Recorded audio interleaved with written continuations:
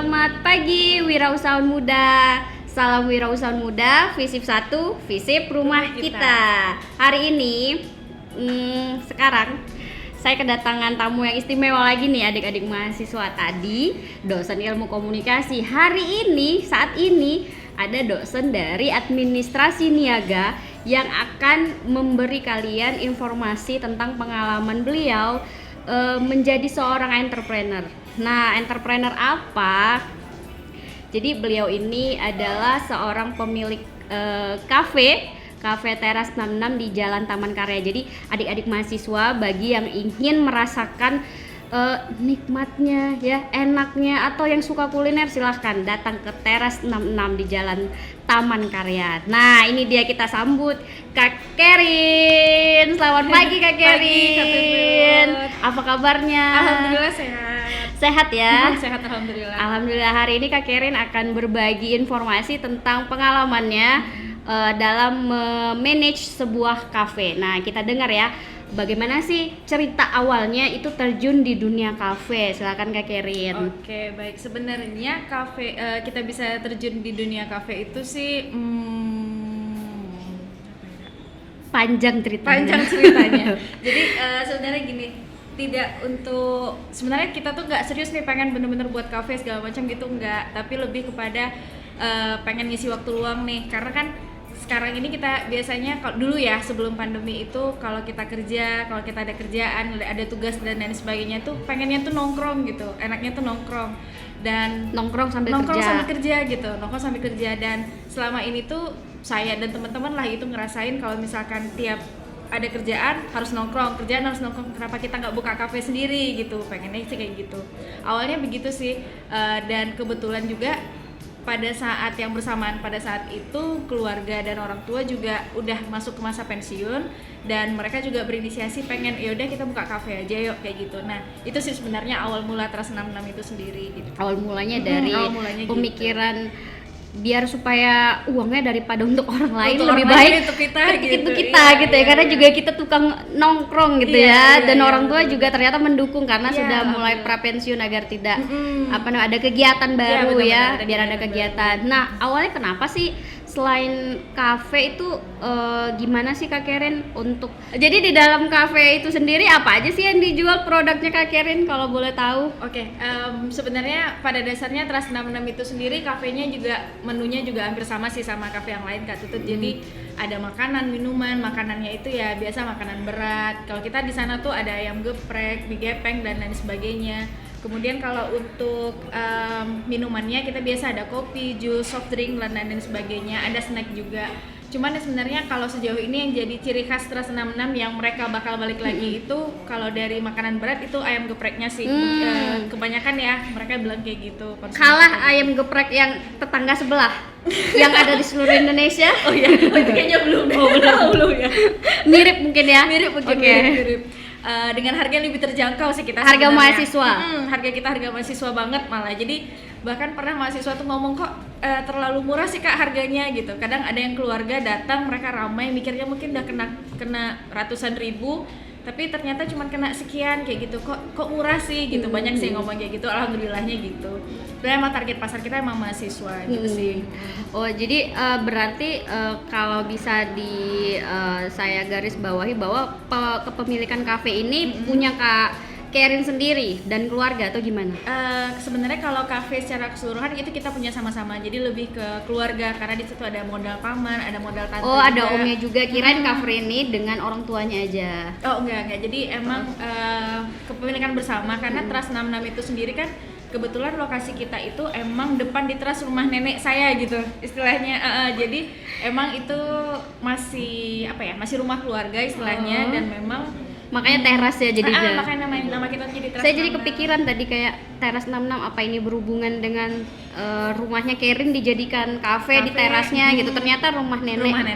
Gitu. Iya. Kebetulan nomor rumahnya itu 66, jadi udah kita buat aja Teras 66 gitu. Oke, berarti ini kepemilikan kafenya ini bareng-bareng dengan om, tante dan Orang tua juga. orang tua dan Karin. Ada teman nggak include di dalamnya? Ada kebetulan untuk bagian kopi itu kita sharingnya. Oh, ada sharing kopi modal. juga. Ada Berarti kopi teras juga. cafe ini teras makan berat dan juga tempat nongkrong minum Tempat nongkrong, kopi. Iya, benar-benar. Banyak ya, agak full juga ya. Maksudnya banyak varian. Banyak varian, iya benar. Jadi kebetulan itu untuk khusus bagian kopi, minuman dan snacknya itu saya join sama teman gitu. Jadi modal kepemilikan modalnya itu kebetulan saya, orang tua, suami dan kemudian ini teman saya sendiri, teman gitu. Jadi kita sharing untuk kepemilikan modalnya sih. Itu ngaturnya gimana itu Kak Karen? Soalnya kan manajemen kafe dari yang cerita-cerita dengan Kak Zura nih sebelumnya itu kalau kepemilikan manajemen toko, maaf bukan kepemilikan, manajemen toko itu kan ribet. Nah, kalau manajemen kafe sendiri gimana ini? Apalagi kepemilikannya itu banyak ya, tidak hanya kita keluarga, tapi ada temen juga dan itu juga ada yang makanan berat, kopi dan satu lagi snack gitu. Gimana itu Kak Karen? Sebenarnya sih dari awal itu sebenarnya yang penting itu kan hitam di atas putih. Jadi dari awal itu kita udah sepakat kalau memang yang khusus makanan berat itu kebetulan hanya dihandle oleh tante saya gitu. Jadi untuk yang geprek tadi. Okay. Kemudian kalau untuk yang jus itu emang khusus untuk yang jus aja dan buah-buahan itu. Dan kemudian yang saya itu emang hanya khusus untuk snack dan minuman ringan kayak kopi, kemudian soft drink dan lain sebagainya. Nah, untuk pembagian hasil dan lain sebagainya itu setiap hari itu kita selalu closing. Closingnya tiap hari ya. Closingnya selalu tiap hari. Jadi dalam hari itu misalkan jus penjualannya sekian ratus ribu itu langsung dibagikan. Yang kopi penjualannya sekian ratus ribu itu langsung dibagikan. Jadi besoknya kita udah pembukuan baru lagi kayak gitu. Oh, jadi ternyata saya baru tahu juga ini kafe ternyata pembukuan atau manajemen keuangannya tuh ribet juga ya Kak Karen dan harus tiap hari berganti ternyata. Benar. Wah ini saya memang ilmu baru nih sih.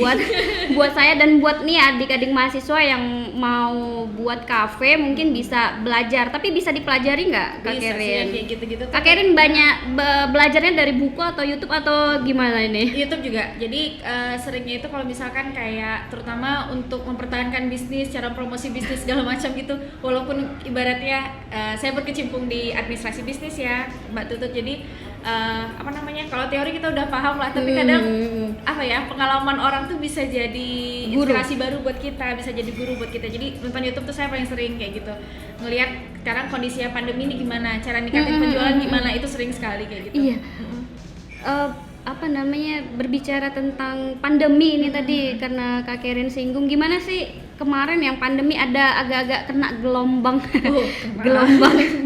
gelombang yang membuat goyah nggak itu teras 66? Iya, sempat sih Kak Tutut. Jadi mungkin yang bikin kita kuat itu sebenarnya karena kita nggak bayar uang sewa. Itu aja sih yang bikin kita kuat sampai sekarang. Karena teras nenek. Karena terasnya nenek gitu. Nah, sebenarnya pun kalau misalkan dibilang kena nggak nih kondisi pandemi, kena nggak, kita kena sekali. Jadi awal teras 66 buka itu di tahun 2020 awal, Januari 2020 awal. Nah, baru ya itu berarti. baru jalan 2 bulan tiba-tiba ada pandemi. Iya, benar-benar. Itu keganggu sekali tuh dari bulan 3 sampai bulan Agustus. Saya itu terganggu sekali, apalagi waktu itu kita PSBB kalau nggak salah. Iya, ya. benar, PSBB emang usaha nggak boleh buka, jalan ditutup segala macam. Itu sempat bikin stres yang awalnya nih kita tuh hampir setiap hari itu omset tuh selalu di atas 1 juta 2 bulan pertama pandemi nggak ada sama sekali. Itu sempat bikin stres dan lain sebagainya. Omsetnya itu turun berapa itu Kak Karen? Kak, itu hampir 95% kita turun. 95%. Kalau Kak Zura tadi Azura Bakehouse-nya tuh 67% turunnya. 67%. Berarti ini lebih parah lagi 95%. Wah, karena memang mungkin kita ini harus ya. datang ya pelanggan. Iya, harus datang. Kemudian ini makan ya apa ya? Makan ya. Sesuatu yang kita jual sekarang hari ini habis gitu. Ya, kalau kue benar. kan dari Kak Zura tadi bisa dititip. Ada jangka waktu iya, ya. ada jangka waktunya gitu. Sehari, 2 hari. Kalau ini kan ya memang berat ya waktu pandemi itu. Jadi gimana sih untuk membangkitkannya lagi Kak Karen? Tidak putus asa. Nggak putus asa gitu ya. Itu emang berat sih. Jadi dari awal tuh kita udah niat karena sempat off ya waktu pada saat PSBB sampai bulan puasa waktu itu di 2020. Selesai lebaran, kita harus buka nih, udah harus buka nih kayak gitu. Harus buka, ya udah kita buka, kita promosi besar-besaran segala macam. Sempat juga kita promosi ke kuliner PKU waktu itu dan alhamdulillah sekali emang feedbacknya itu besar sekali. Jadi kayak kayak gini untuk pesan juga sih untuk teman-teman mahasiswa gitu, kalau yang punya usaha jangan enggan-enggan lah buat kita promosinya itu ke platform yang memang followers mereka tinggi. Udah itu nggak masalah ya. Kayak gitu. Jadi emang feedbacknya emang terasa langsung. Yang penting sih orang kenal gitu sama produk kita. Iya, yang penting kenal dulu gitu ya, Kak. Kenal dulu. Jadi menyinggung tadi soal platform. Berarti selain menggunakan apa tadi bukan join sih ya, promo di Instagramnya apa Pekanbaru ya, sama Bagus Kuliner PKU sih kemarin. Kuliner Pekanbaru. Nah, punya nggak official sendiri gitu, Instagram sendiri atau mungkin Facebook atau apa gitu mungkin? Ya. Trust 66 punya sih, di follow aja sih, boleh promosi ya. boleh. @trust66 ya, di Instagram itu ada, kita di Facebook juga ada, kita juga ada fanpage Facebook semuanya. Alhamdulillah yang kayak Google Google apa sih namanya Kak? Advertising atau apa gitu ya namanya. Ya saya lupa sih namanya. Iya. Itu kita udah ada ya, semua. Dunia wirausaha memang benar-benar saya buta sih sebenarnya, makanya ini belajar dulu. Iya, siap. Jadi emang kita udah ada semua tuh platformnya. Kita udah kita buat semua. Ya, tapi ya gitu, kalau untuk maksimal sekali itu enggak, tapi yang jelas kalau misalkan orang nyari Trust 66 di Google itu kita langsung keluar tuh Trust 66. Nah, itu juga termasuk salah satu marketingnya. Salah satunya. Marketing digital. Iya, marketing digital. Jadi sedikit sharing nih. Jadi kemarin itu kalau untuk orang yang mungkin jarang ke Pekanbaru lah, tapi mereka sering ke Pekanbaru tapi jarang gitu ya. Nah, giliran mereka mau nyari tempat nongkrong itu rata-rata pasti nyarinya di Google. Benar. Kafe di Panam misalkan kayak gitu, atau kafe di Pekanbaru. Nah, nanti itu akan keluar. Nah, sebenarnya target kita juga termasuk itu. Jadi untuk orang yang bingung, keyword. Nah, itu dia keywordnya. Jadi kalau misalkan untuk orang yang bingung, sekali search langsung keluar nih, oh ada termasuk Trust 66 di dalamnya. Sebenarnya itu juga termasuk goals kita sih Kak. Iya, berarti Teras 66 ini sangat memanfaatkan marketing digital sekali ya. Insya Allah. Dan segmentasinya anak muda ya. Jadi jelas makanya memanfaatkan marketing digital terutama di bagian penggunaan Instagram itu sangat sangat emang harus dioptimalkan. Iya, dioptimalkan seperti itu. Wah, ini saya juga baru tahu ya, maksudnya banyak info yang saya nggak tahu nih akhirnya karena mengundang narasumber yang luar biasa tadi, Azura Bakehouse, kemudian ini pemilik Teras 66 itu menambah wawasan sekali bagi saya. Kalau join ke aplikasi-aplikasi seperti Teetfood gitu. Oh, itu belum. Belum. Iya, belum. Oh, jadi itu belum. Tapi kalau yang lain ada nggak? Yang lain kalau kayak aplikasi kayaknya belum ada ya. Jadi orang kalau misalnya mau ya langsung datang berarti langsung ya. Nggak bisa pesan antar gitu. Oh, itu ke depannya GoFood sih kita GoFood udah kayak gitu. Apa ya? Ya GoFood aja sih paling. Kalau nggak dari GoFood? Kalau nggak dari GoFood ya telepon gitu bisa nggak? Boleh. Oh boleh. Berarti pakai ini juga ya, jasa pesan antar juga ya? Boleh bisa. Kadang-kadang kan kayak misalnya mahasiswa tuh, aduh malas keluar nih, di anak-anak kos tuh kan biasa tuh ya. Iya biasa kayak gitu. Bisa kan pesan ayam gepreknya gitu. Bisa. Kadang juga ada nih konsumen kita yang agak berinisiatif tinggi gitu. Kalau GoFood kan biasanya kreatif Iya, ada apa namanya, biaya fee-nya itu agak tinggi ya Kak ya, agak tinggi. Jadi mereka itu kadang pesan, terus mereka pesan maksim untuk ngambilan makanannya gitu. Jadi cuman beda 5.000, cuma berapa ya? Mereka lebih memilih itu gitu. Ada yang seperti itu, banyak yang seperti itu. Oke, berarti ya berkreatif tinggi. Jadi mungkin berkolaborasi ya antara aplikasi yang satu dengan aplikasi yang lain. Nah, pertanyaan selanjutnya nih Kak Kerin, tadi kan ada kopi, ada snack, ada makanan berat gitu ya. Kira-kira tadi kan katanya yang bagian ayam geprek itu murah gitu ya, seharga kantong mahasiswa. Kira-kira itu strategi kakak nggak kalau misalnya yang ini dimurahkan kemudian ini yang dinaikkan sehingga yang ini menutupi yang lain gitu? Iya benar, itu strategi kita sih Kak sebenarnya. Wah, tebakan saya luar biasa. Luar biasa sekali. Jadi emang yang kalau kita sih strateginya itu gini, sebelum bicara strategi, saya dulu pernah sharing sama teman satu angkatan juga.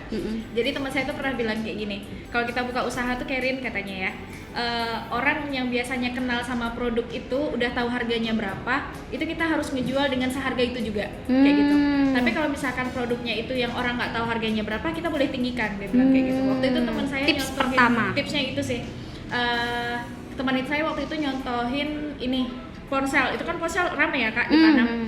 Nah dia cuma bilang kayak gini, saya cuma nanya kayak gini, itu untungnya gimana, saya bilang kayak gitu. Terus dia langsung bilang kayak gini, gini Karin, kalau misalkan harga pulsa itu 10.000 pulsa 10.000 harganya emang 11.000, kita harus ngikutin harga pasar, dia bilang kayak gitu. Tapi harga casing orang banyak yang nggak tahu, jadi harga casing lah yang mereka naikin kayak gitu. Contohnya ya seperti itu. Jadi kayak harga paket dan lain sebagainya itu orang semua udah Tetap tahu, ya, kita harus karena ngikutin sama harga itu gitu. Begitu juga dengan yang di tempat Karin ada tapi nggak boleh disebut ya. Ya, Gitu. ya, ya, Rahasia. rahasia ya. Rahasia Jangan perusahaan. kasih nama. Cuman tipsnya salah satunya itu ya Iya, adik-adik salah satunya mahasiswa. itu. Oke, jadi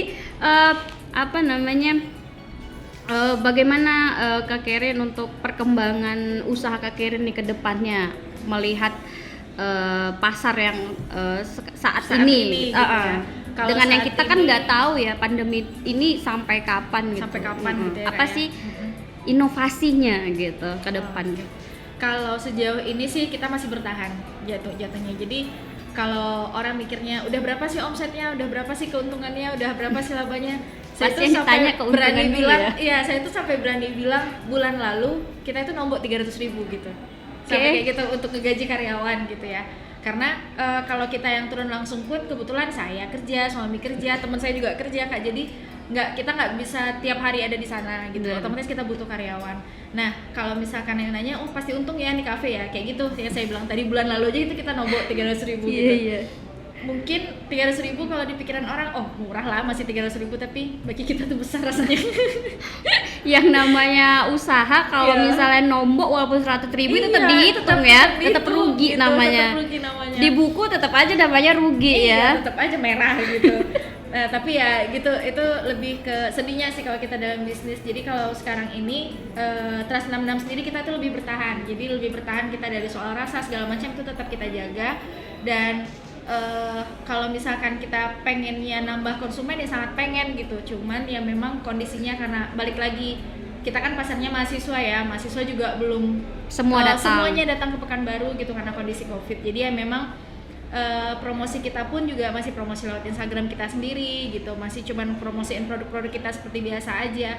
Jadi sekarang ini lebih bertahan gitu, jadinya bertahan. Mungkin ketika misalkan emang kalau di kampus aja udah ada isu-isu hybrid itu ya udah itu kita bisa memikirkan tuh strateginya apa lagi nih gitu untuk narik konsumen kayak gitu. Tapi kalau sekarang lebih masih bertahan dulu aja. Belum ada kepikiran buat nambah produk baru mungkin Kak Karin? Nah, itu dia, kopi Kak. apa, jus Kopi apa itu gitu mungkin ya. Ada rencana, tapi mungkin strateginya yang bakal kita buat beda, nggak langsung dimasukin ke menu, tapi mungkin nyoba yang hari ini spesialnya ini gitu, pengen coba kayak gitu sih. Jadi pada pengen, aduh kalau datang hari ini apa ya yang spesial, Ya, besoknya benar-benar apa pengennya lagi gitu. ini yang yang spesial gitu Ya, ya. Jadi ya. tiap hari mau datang aja ke teras 66 ya. Bener juga dia, ini bagus Kak Tutut. Oke, Kak Karin, terakhir nih Kak Karin, kan Kak Karin sebagai dosen juga, ya Ya, istri benar. juga ya, walaupun belum dianugerahi Belum, pembunuhan, alhamdulillah. kita doakan ya, amin, gitu. mudah-mudahan secepatnya Amin, segera. amin, amin. Jadi pilih mana, dosen atau entrepreneur? Dosen atau entrepreneur? Ada susah itu ya, pilih yang mana. Kalau boleh nggak milih gitu kan? Kalau sejauh ini sih saya ngerasa dosen tuh kayak apa ya, passion kita kali ya Kak, enak gitu kita diskusi, Berbagi enak gitu ilmu kita kali berbagi ya. ilmu. Kalau bisnis itu kayak emang sejauh ini sih masih ya udah jalan kerjaan jalan, bisnis jalan gitu loh, masih kayak gitu sih sejauh ini. Tapi kalau saya pribadi sebenarnya karena mungkin emang dosen administrasi bisnis, kita banyak juga mata kuliah tentang bisnis. Sebenarnya bisnis saya itu jadi kayak percobaan sih Kak jatuhnya. Bener-bener pengaplikasian dari ilmu. Iya, aplikasi juga. Terus kalau misalnya dicoba ini kayak gimana nih jadinya? Oh, Iya. ini bisa dibawa ke kelas ya, kayak gitu-gitulah. Oke, jadi bisa diinformasikan ke mahasiswa-mahasiswa, tapi ini sekarang udah jangkaunya lebih luas ya. Biasanya kan menjangkau mahasiswa administrasi bisnis, kalau sekarang udah lebih banyak, udah Iya, lebih iya, luas. benar-benar. Nah, apa nih terakhir tips dan trik untuk mahasiswa yang mau terjun ke dunia usaha? Silakan Kak Oke. Karin. Mungkin hampir sama sih sama orang-orang yang lainnya. Intinya sih gini, jangan takut untuk mulai gitu. Jadi kalau misalkan emang udah ada rencana, ya udah langsung buat aja, nggak usah mikir nanti gimana ya, ini kalau kayak gini gimana ya, terlalu banyak mikir. Kebanyakan mikir. Nah itu malah kebanyakan orang sih yang kayak gitu tuh malah nggak jadi sih bisnisnya gitu. Jadi emang kalau emang udah ada ngerasa potensial dan lain sebagainya, udah langsung aja coba gerak dulu. Bismillah aja langsung Bismillah gitu dulu, ya. langsung gitu. Karena kadang kalau misalnya kita ada di lapangan, kita baru tahu nih, oh ternyata yang kurang ini, tinggal kita evaluasi. Oh ternyata bisnis tetangga tuh seperti ini, yaudah kita evaluasi produk kita gitu. Nah yang kayak gitu-gitu sih. Intinya belajar ya Kak. Belajar Dan dari jangan pengalaman takut. aja dan jangan takut lah.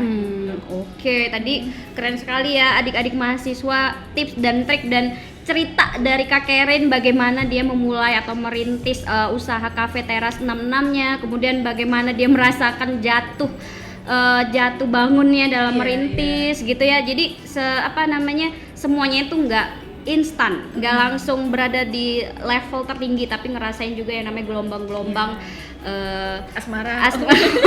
gelombang-gelombang usaha yang gimana ya, agak-agak membuat kepikiran gitu ya. Iya benar Kak, benar. Ya terima kasih Kak Kerin atas Sama-sama, Kak waktunya. Jojo. Mudah-mudahan Terima apa kasih yang juga. disampaikan Kak Kerin tadi Amin, menjadi amin. informasi yang baik untuk adik-adik mahasiswa, dan saya juga jadi banyak belajar ternyata Iya, ya. siap. Banyak ilmu-ilmu atau hal-hal yang baru yang saya nggak tahu gitu dari narasumber kita yang dari Azura Bakehouse dan pemilik teras 66 ini. Saya bisa banyak informasi dan belajar tentang info tentang wirausaha yang baru gitu. Nah, terima kasih Kak Kerin. Mungkin kasih sampai juga, Kak sini Tete. saja perjumpaan kita bersama Kak Kerin, pemilik Cafe Teras 66. Jangan lupa mampir ya adik-adik mahasiswa di Taman Karya, dicobain. Ya. Enaknya ayam geprek ya Kak Kerin. Iya. Siap. Iya, selamat pagi, salam wirausahaan muda, Visip 1, Visip Rumah rumah Kita. kita.